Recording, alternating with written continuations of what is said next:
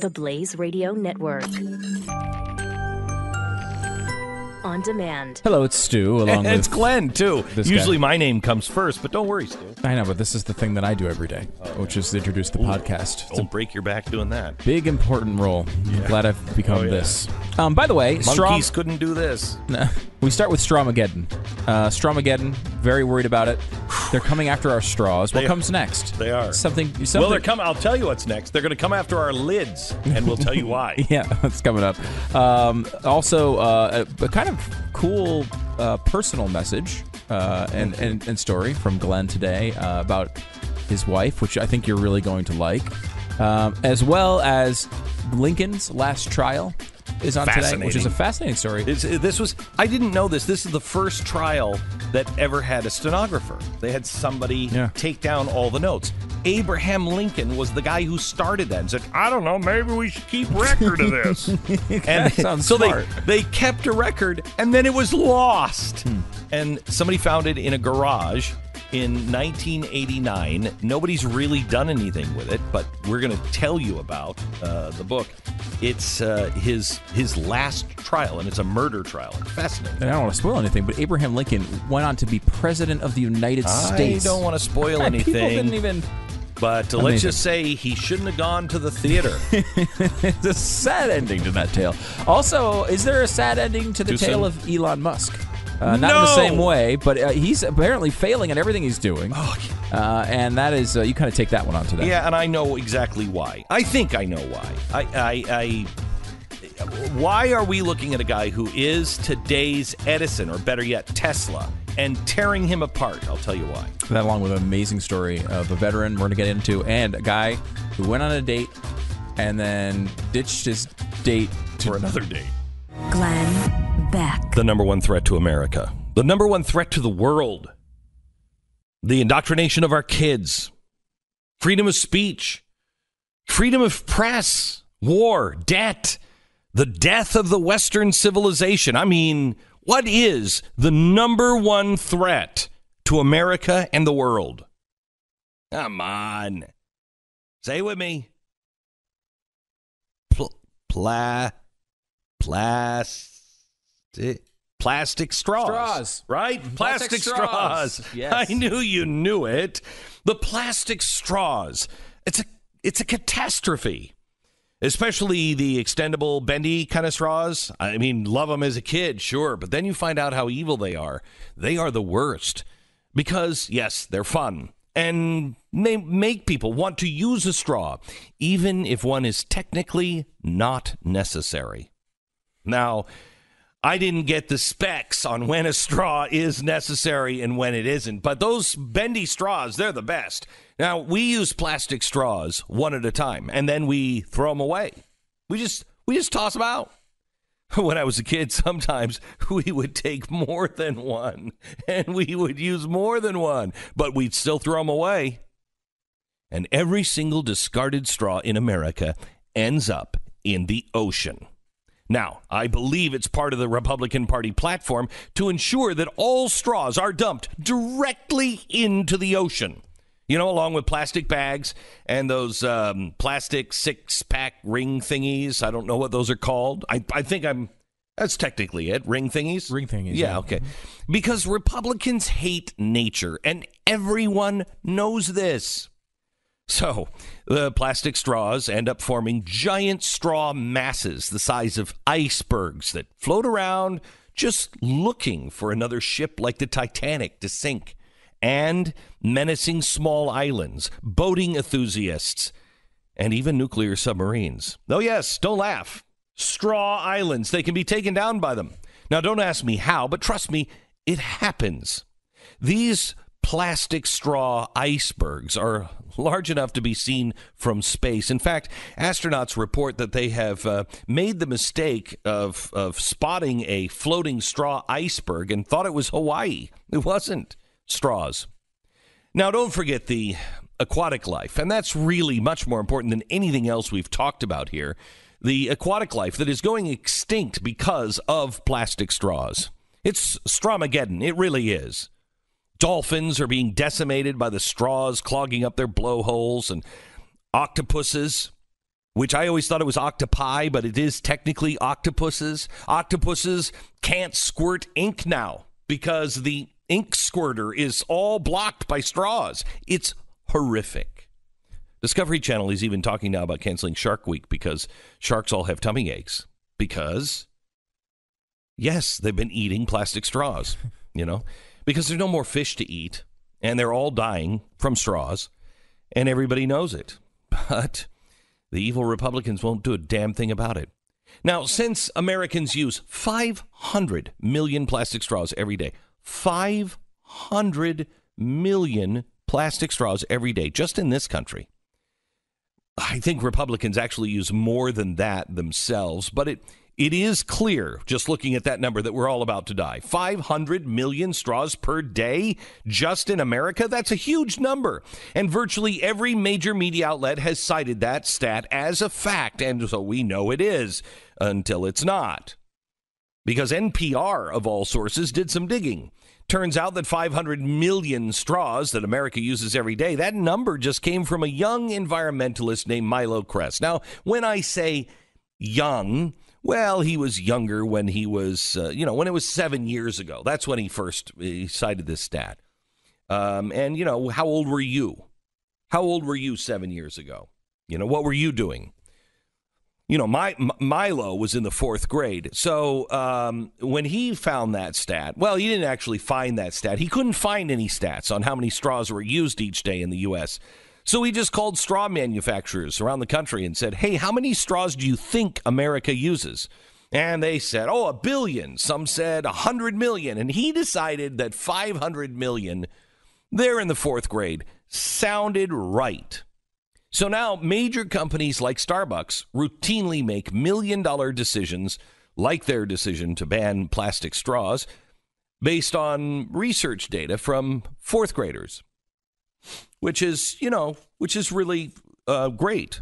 And Starbucks has banned the plastic straw, which is also really good, except don't pat yourself on the back just yet, Starbucks, because the lid that you made to replace the evil straw is twice as bad, in the amount of Moby Dick tummy killers plastic. It's got twice the amount of plastic as a straw. So, Starbucks lids, America just discards directly into the eye of an octopus. It's coming soon, and believe me, the press will accept it. Glenn Beck. Over the weekend, I've got all these weird things that are just, I don't know.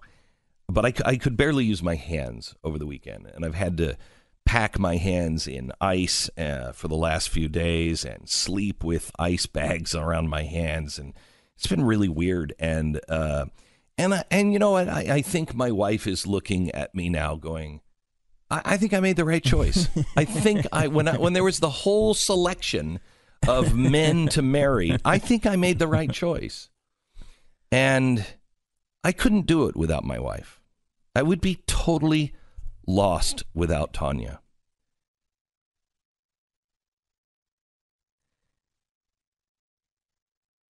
So yesterday, I'm coming in and I'm listening to this story of StoryCorps and Danny and Annie. And at the same time I'm listening to this, I look up at the TV and there's a picture that had gone viral of these two people, and they were in their 80s, and they were on a subway in New York. And the old man who looked like an old man and the old woman who looked like an old woman, they're sitting next to each other on the subway, and they're practically in the same seat. And they're holding hands, and he has his head down and his eyes closed.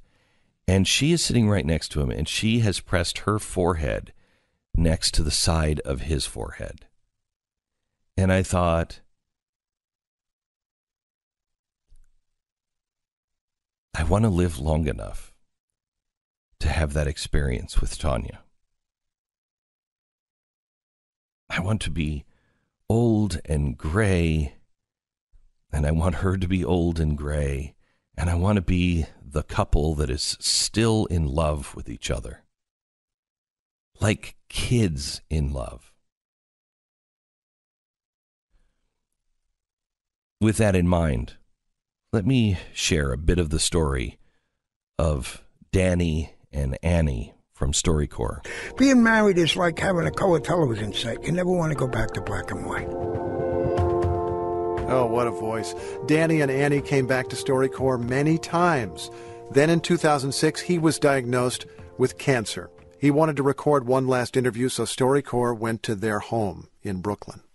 The illness is not hard on me. It's just, the finality of it. And him, he goes along like a trooper. She said it was her call. She wants to walk out behind the casket alone. I guess that's the way to do it, because when we were married, you know how your brother takes you down, your father takes you down? She said, well, I don't know which of my brothers to walk in with. I don't want to offend anybody. I said, I got a solution. I said, you walk in with me, you walk out with me. And the other day, I said, who's going to walk down the aisle with you behind the casket? To support her. And she said, nobody. I walked in with you alone. I'm walking out with you alone. Mm-hmm. I always said the only thing I have to give you is a poor gift, and it's myself. And I always gave it. And if there's a way to come back and give it, I'll do that too. Do you have the Valentine's Day letter there? Yeah. My dearest wife, this is a very special day. It is a day on which we share our love, which still grows after all these years. Now that love is being used by us to sustain us through these hard times. All my love, all my days, and more. Happy Valentine's Day. I could write on and on about her. She lights up the room in the morning when she tells me to put both hands on her shoulders so she can support me. She lights up my life when she says to me at night, wouldn't you like a little ice cream? Or would you please drink more water? I mean, those aren't very romantic things to say, but they stir my heart. In my mind, in my heart, there has never been, there is not now, and never will be another Annie. There is nothing like marriage. When you find the right person, don't let them go.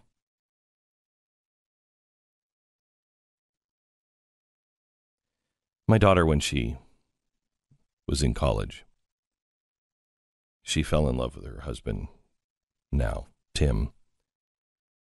And we were driving into the city, and she was sitting in the back seat, and I was driving, and I said, do you love him? She said, Dad, I love him so much. He's the one. And I said, then why haven't you married him? She said, because, Dad, you know what society thinks, and, I'm young, and I'm in college, and, you're not supposed to do that. And I didn't say anything for a while. And I said, I can't believe my daughter cares about what the rest of the world thinks. If you found the right one, there is nothing better than marriage.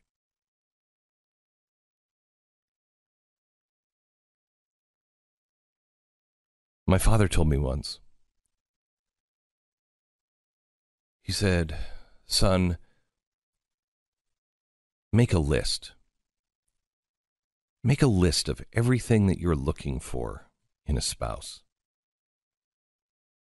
Write it down. Put it in front of you.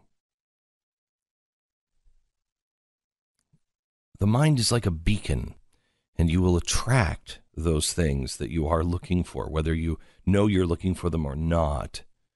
So be very careful of your thoughts.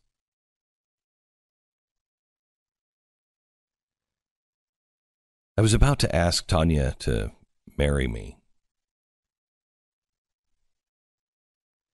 And she said no the first time.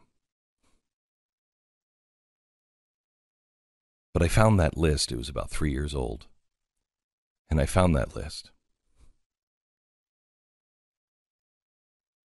And if I had any doubts, which I didn't,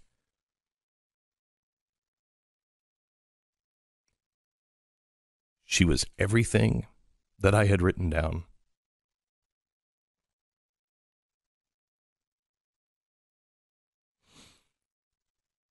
If you have forgotten what it was like when you first fell in love with the person that is by your side, and you are rolling over in bed at night and you kind of kiss each other off to the side and you turn off your light.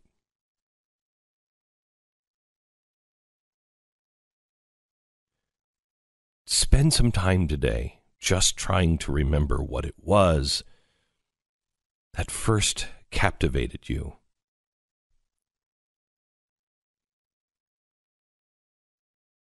Because there is nothing like last night when my wife came to bed. Our backs were to each other. And she just reached over and grabbed my hand. And we fell back to sleep holding hands. There is nothing more important than that. Glenn Beck.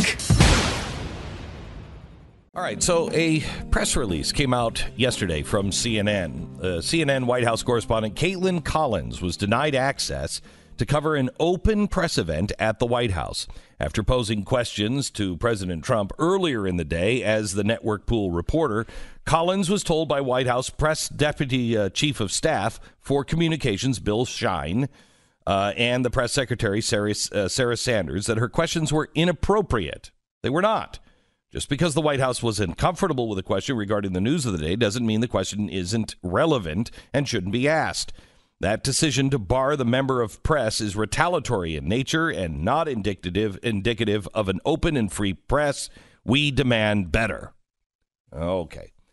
So what was this all about? Well, here is the raw tape.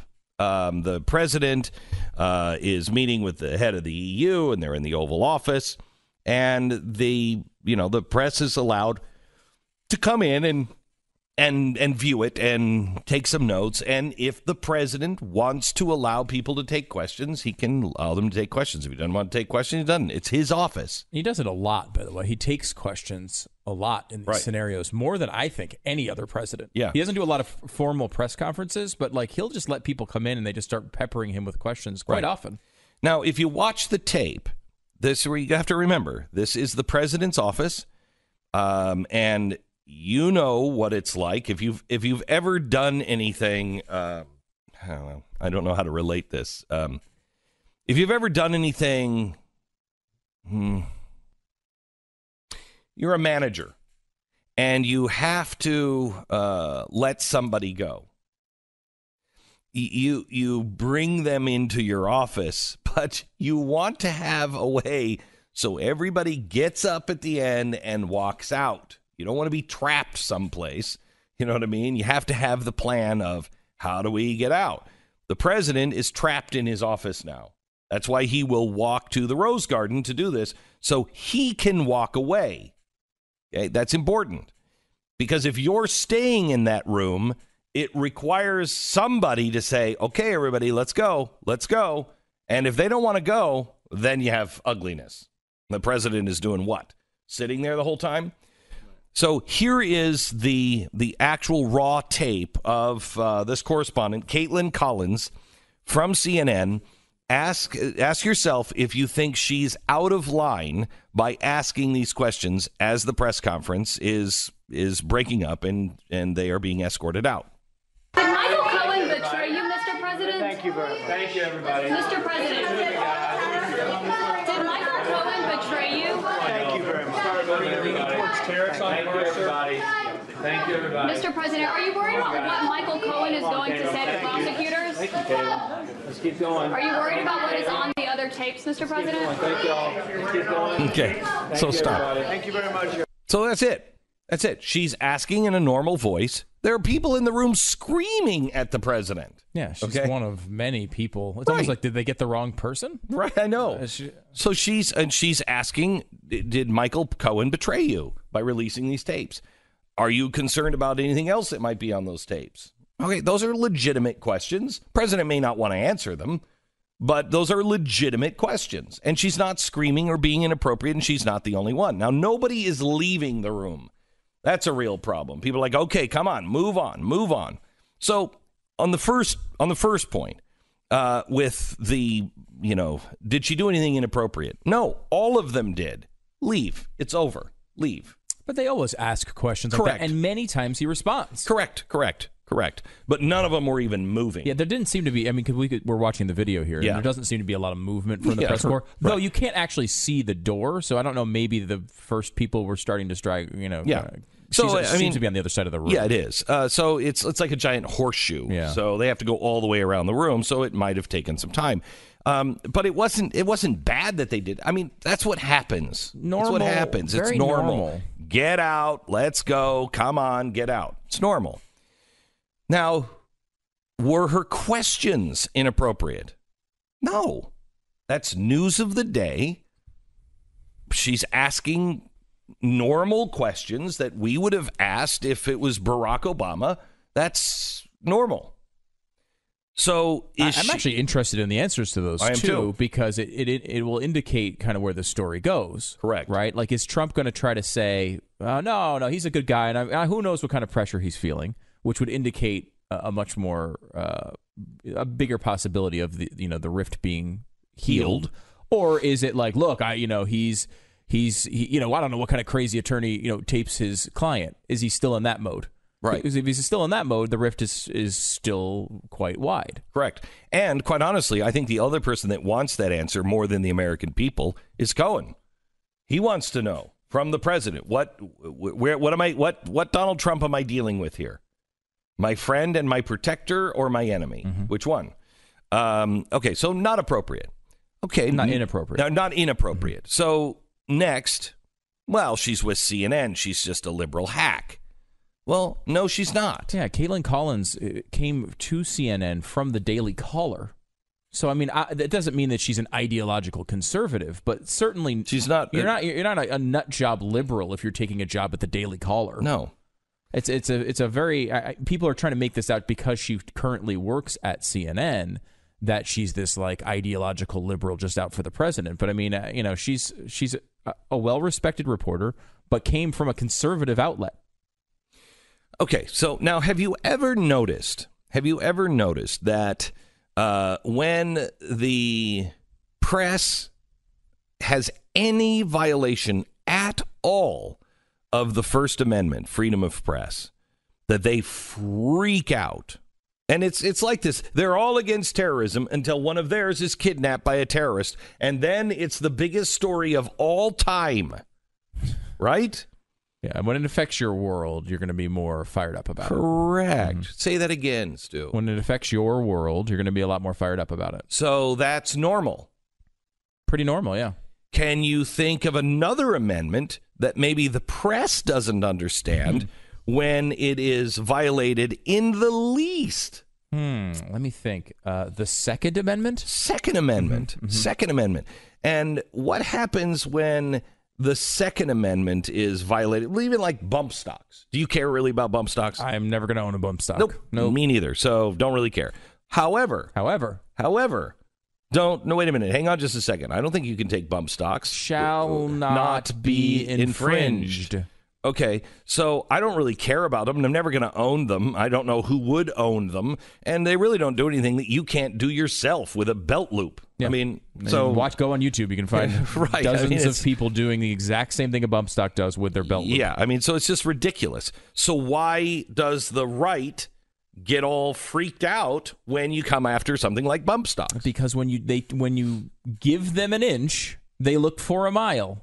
They look to take a mile, and it's the same way the press is feeling today. When there's an inch taken, yes, one reporter not allowed at one press. What's the big deal? It's not a big deal. but they're looking at the long term there, and they're worried their rights are going to be taken away. The right associated to a constitutionally guaranteed amendment that says there shall not be any infringement on your, in this case, free speech, in our case, Second Amendment. And that's why what's so frustrating when the press covers the Second Amendment. Right. They say, well, what do you need? This is common sense legislation. What do you need bump stocks for? You don't need bump stocks. You don't need high capacity magazines. What do you need those for? Well, we could say the same thing. There's dozens of other reporters. What do you need your reporter there for? What do you need your reporter there? There's tons of cameras there. What do you need your camera there for? And it's no big deal. It's just one reporter, and the president is upset, and blah, blah, blah, blah, blah. We make all kinds of excuses, but we don't. We don't. And anybody who is mad at Brett Baer today from Fox when he came out and said, we stand firmly with CNN, don't be mad at Brett Baer. If you want to be mad at anybody, be mad at the Constitution and be mad at James Madison and Thomas Jefferson and all the great thinkers that gave us these rights. We are to protect these rights. And when anybody starts to violate those rights in the least amount, we must stand up for those that, even those, maybe more importantly, those we do not agree with. Last night I tweeted, I stand fully behind a free and unfettered press. I fully support the First Amendment right of the press. As much as it kills me to say this, I stand, even though I disagree with the way CNN has handled the president and treats the president, they have this right. And no government official should be able to ban somebody from an open press event. No one. No one. Period. However, CNN, we will follow the Constitution. And you have a problem right now with the First Amendment violation because you say the president is making you into the enemy of the country. So when I stand firmly for the First Amendment and your right to be an idiot, in my opinion, not in this particular case, but in others, you don't even say thank you. You don't even recognize it. Okay? You don't even recognize it. Half of the country will stand up. They despise you, and they will stand up and say, I stand with them today.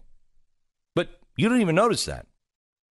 And then every time we stand up for a right that is just as airtight and guaranteed as yours, you look at us and say, we're dangerous, we're crazy, we're the enemy of the people. I don't understand. You say that you are so offended because the president is calling a free press, in your mind, the free press, an enemy of the people, an enemy of the West. You have a problem with that. And yet when we stand up for our Second Amendment right, you say that about us, that we are the enemy of freedom. We are the enemy of security. We are the enemy of common sense and common decency. Now, I don't try to shut you down from saying that. You have a right to say that. But I would like to say, CNN, I stand firmly by your right. I will go as far as George Hay did when he was writing the defense of freedom of press after the Sedition Act. Even if your intent is to lie, the government has no place to say, well, that one's a lie and that one's not. No place. No place, because sometimes it is a matter of opinion. And the government should not be regulating that at all. So I'll stand for your full right, even though you don't stand for mine. But I would like to ask CNN, Would you take a minute and think about that right? And what responsibilities you hold to at least listen and recognize that we too are not your enemy. We too are not the enemy of freedom and the people. The American people, you said yesterday, CNN, that you demand better. Well, the American people have demanded better from you for a very long time. I stand with your right.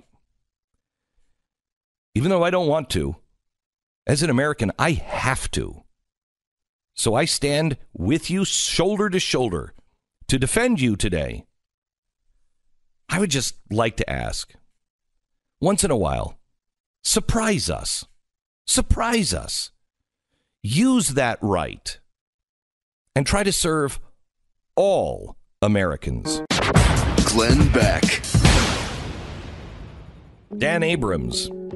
He is a professor, he's a lawyer, and he's an author of latest book, Lincoln's Last Trial, the murder case that propelled him to the presidency.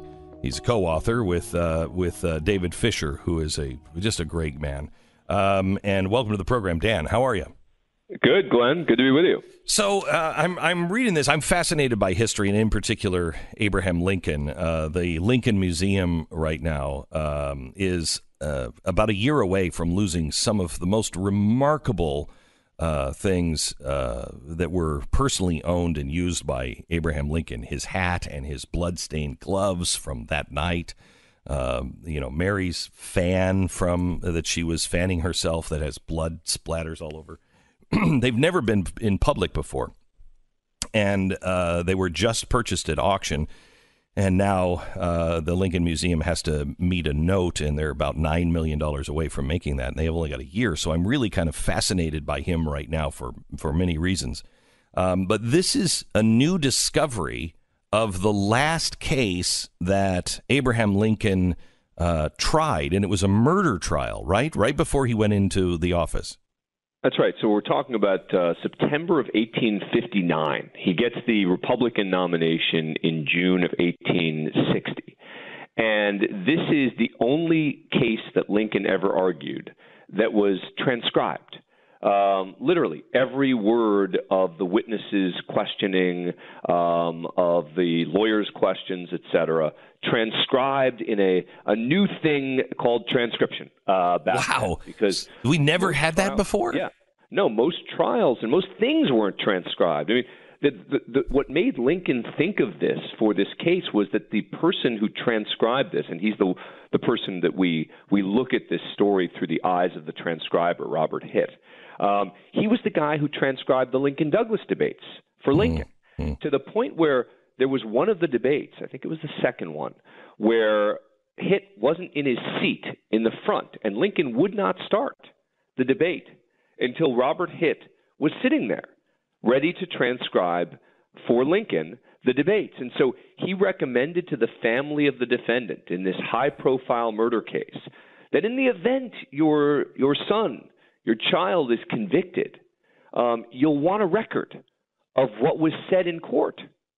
And so they hired Robert Hitt, who also was able to distribute his transcriptions to the media at the time of what was happening. This was a high-profile case, and not really because Lincoln was arguing it.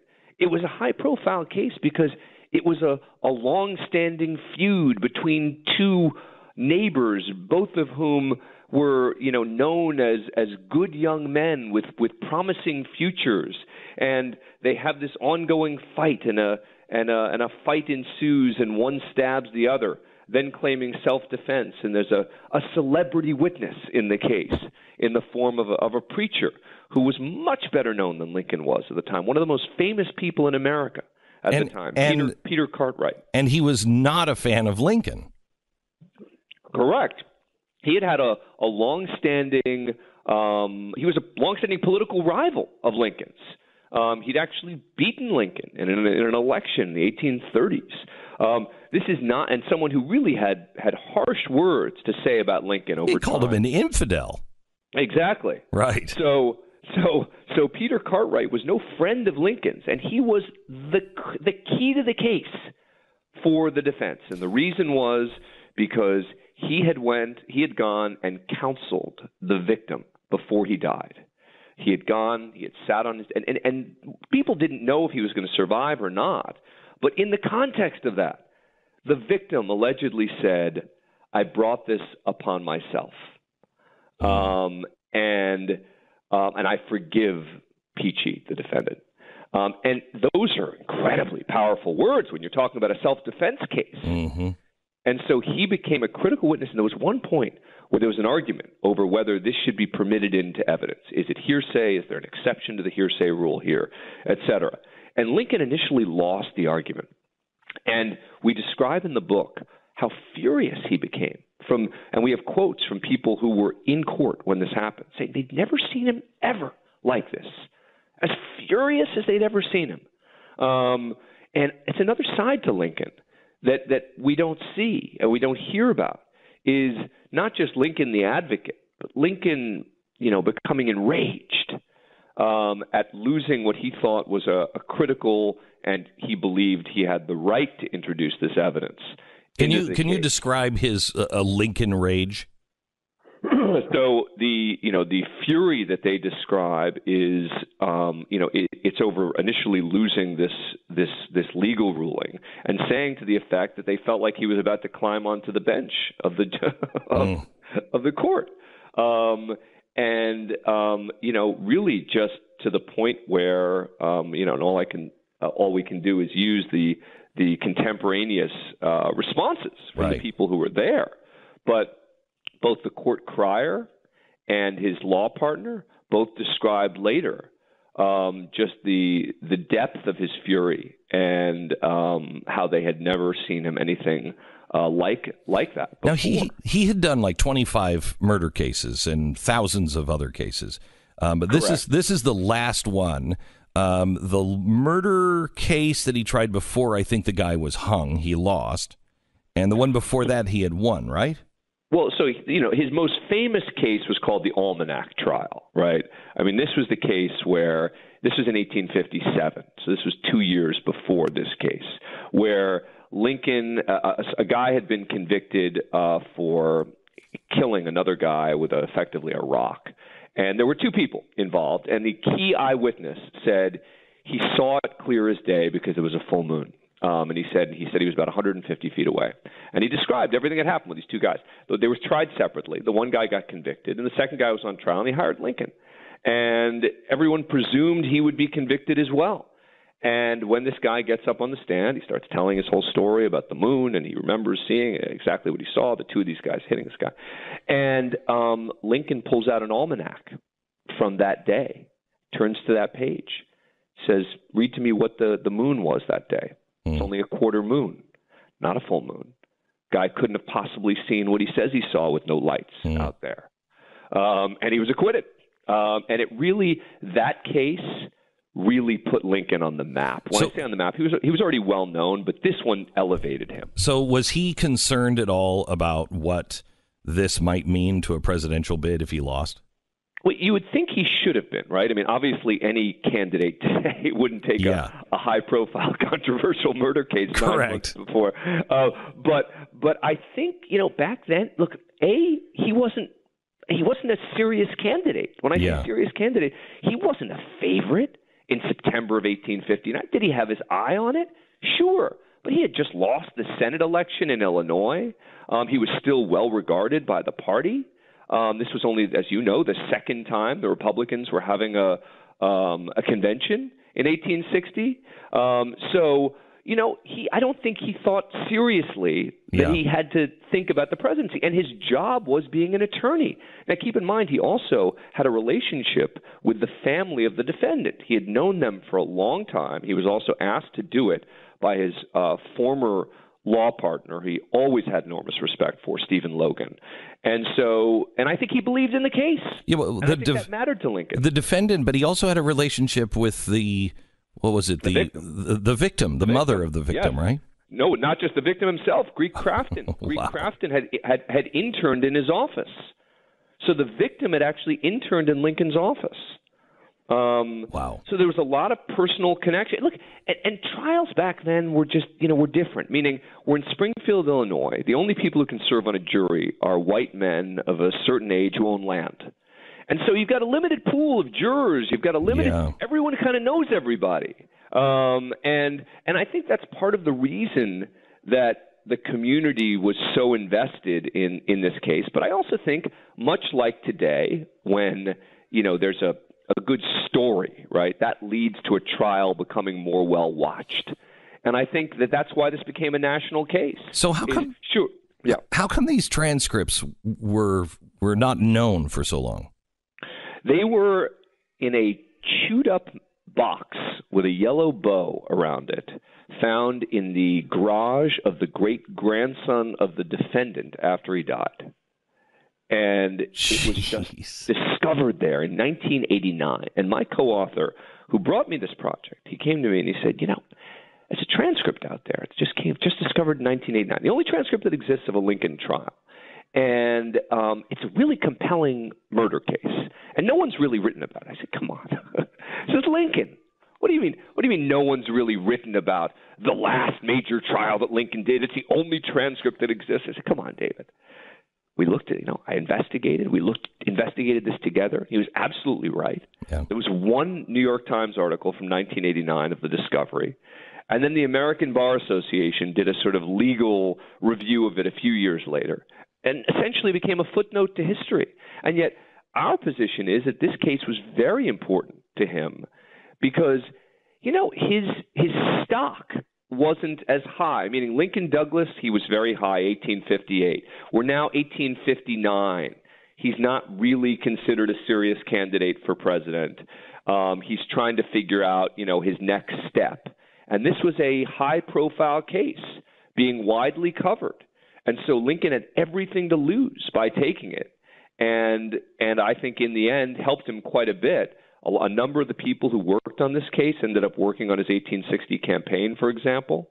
What's the one thing, Dan, and we've got about 60 seconds. What's the one thing about Lincoln that you learned? I know you've been fascinated by him and, have consumed his life throughout yours. What did you learn new? I think for me this is a book about Lincoln the lawyer. This is a book about this case. We don't try and be the biographers of Lincoln. So what I learned was that Lincoln really was a smart attorney. And what I mean by smart is he knew how to relate to people. He knew when to stop, not just how to ask questions, but he knew how not to bore the jury. He knew how not to get bogged down in details and that he would be able to close those things up later. And I think that for me, learning all of this about Lincoln the lawyer and then seeing it, how he mastered it in this case, was probably the thing I learned most about him. Dan, thank you very much. The name of the book is Lincoln's Last Trial, the murder case that propelled him to the presidency. It's written by Dan Abrams, and his co-author is David Fisher, who has written like 20 New York Times #1 bestsellers. He is a fantastic writer and researcher, and I'll tell you, there is nothing like reading a David Fisher book when it comes to digging up the facts on history. Dan Abrams, David Fisher, Lincoln's Last Trial, available everywhere now. Glenn Beck. In defense of Elon Musk, I cannot believe what we as a society are doing to Elon Musk. He's not a perfect guy. He's not a guy I always agree with. He's not a guy who's always successful. But the guy is a genius. Now listen to what the New York Post just wrote about Elon Musk. So far, Elon Musk has only been successful at tricking people into thinking he's a success.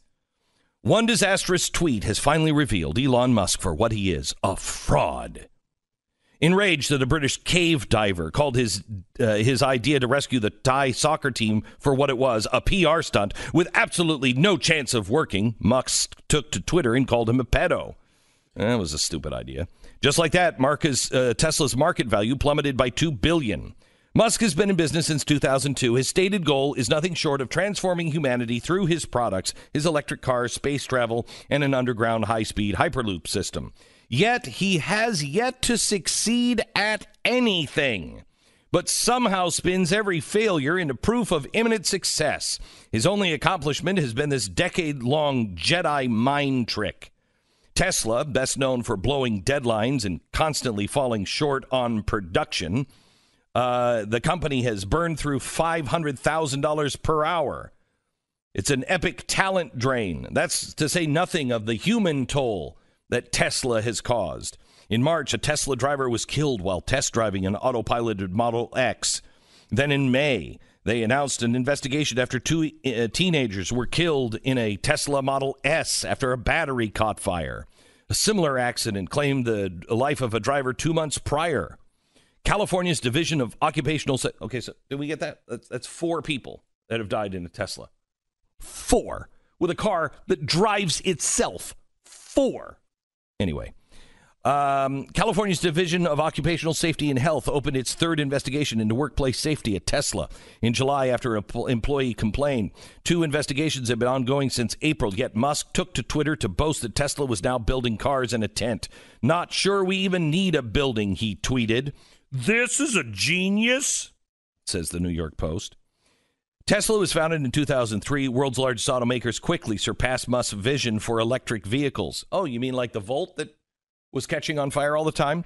Tesla will never catch up. Shareholders are finally catching on. Musk isn't sorry, and nothing is ever his fault. So should the government, which reportedly gifts Musk's companies with an estimated $4.9 billion in subsidies. SpaceX, which Musk touts as replacing NASA and colonizing Mars, has been a literal failure to launch. Okay. Let me just go through this here. Elon Musk, failure to succeed at anything. Really? Stu, name one of the hottest cars on the road. I would assume you're saying Tesla. Okay, I think so. Name the fastest car in the world. I mean, certainly at the price point, Tesla. Name the car every single person that you know wants or drools over when you see them. Especially if they've ever driven one. Yes. The Tesla, they will drool over that car, yes. Right. Name the only car that right now basically drives itself. Right, Tesla's the most advanced probably in that, right? So who made that possible? Probably the author of that article that you were just reading. No, strangely, Elon Musk, who didn't succeed at anything. Hey, Maureen, let me ask you this. Ever heard of PayPal? Ever used it? How about eBay? Ever bought anything on eBay? Well, if you have, you can thank Elon, the guy who has never succeeded at anything.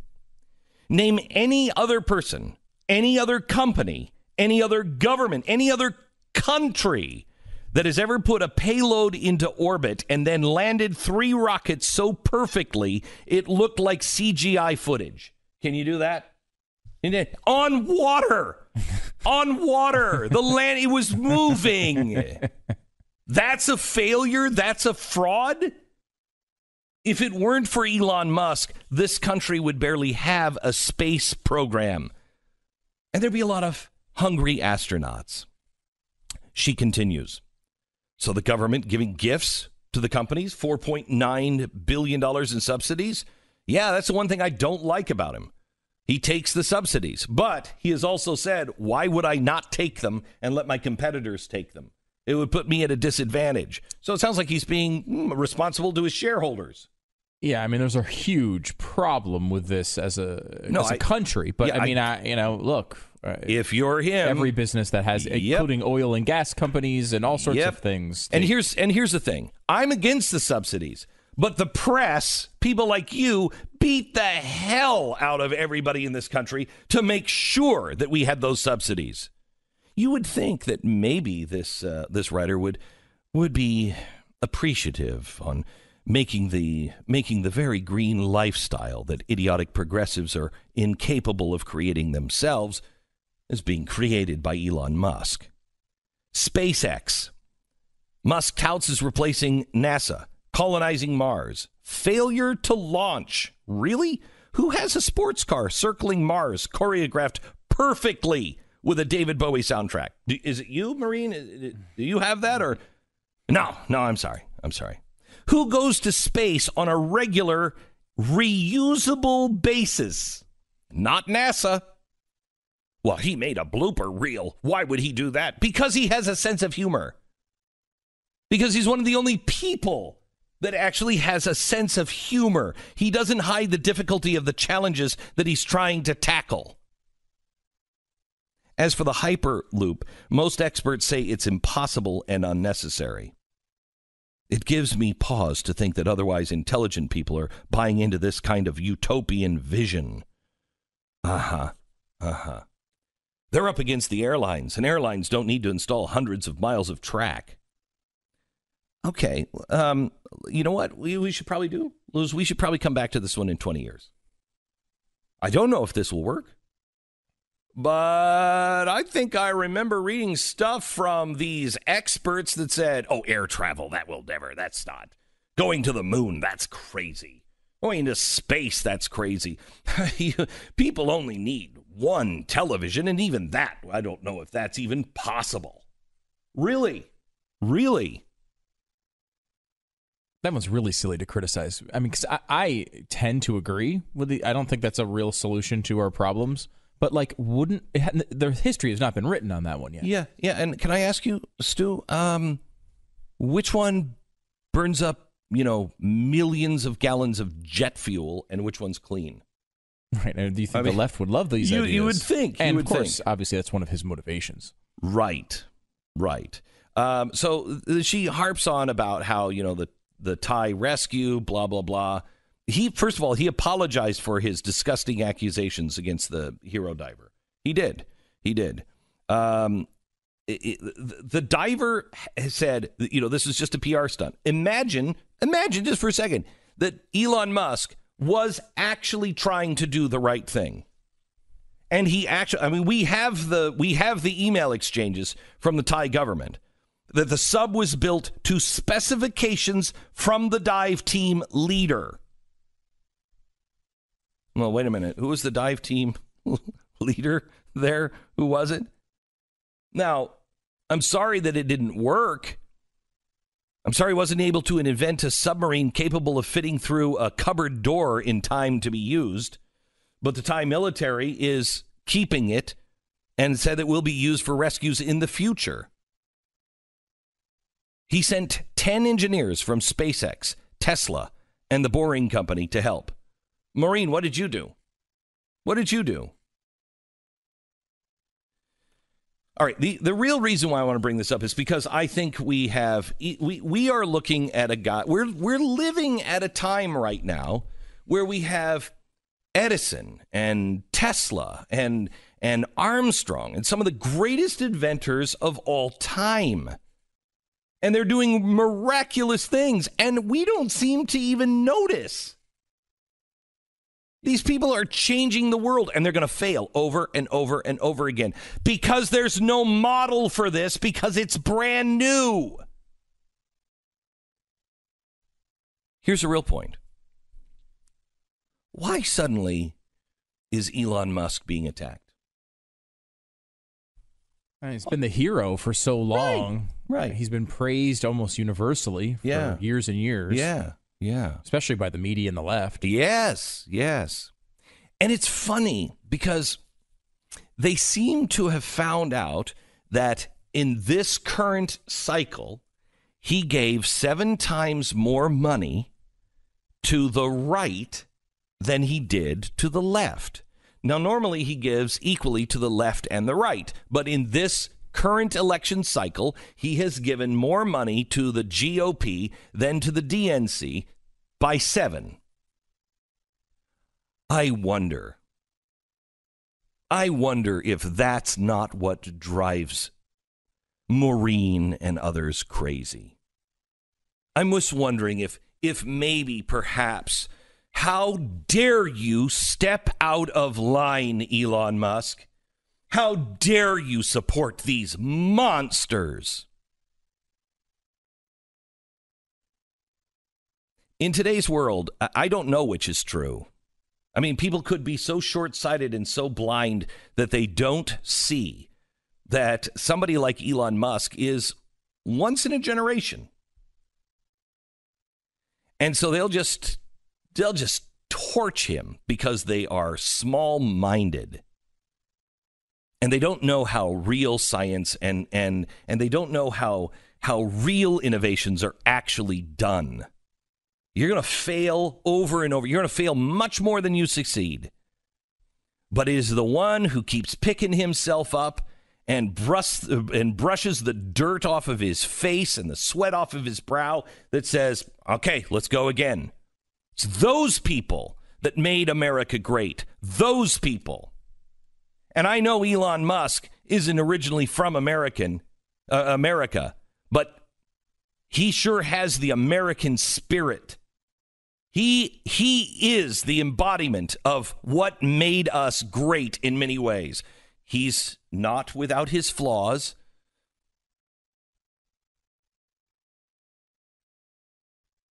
But I'm not sure which it is. It's either just myopic little people, or it's worse. It's people that will destroy anybody who has a different political opinion than theirs. Glenn Beck. The best of the Glenn Beck Program. Glenn Beck. The best of the Glenn Beck Program.